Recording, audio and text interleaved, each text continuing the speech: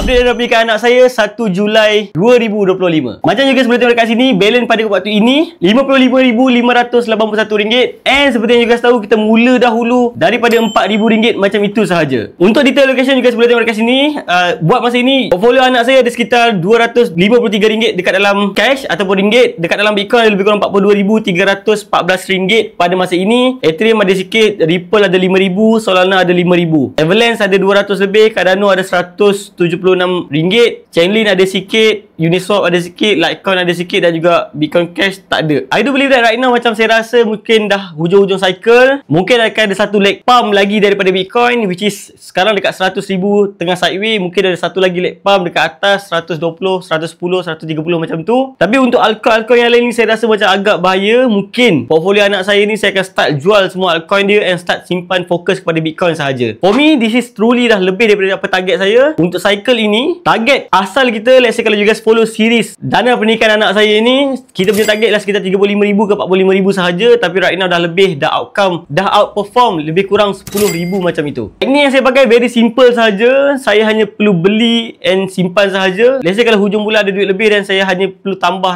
sahaja. Kalau tak ada dan saya biar sahaja. Let's say kalau you guys nak try guna aplikasi Luno, cara paling mudah untuk nak start invest dekat Bitcoin, beli di Bitcoin, you guys boleh gunakan kod U3FHY untuk dapatkan RM75 dalam bentuk Bitcoin. Jumpa next month.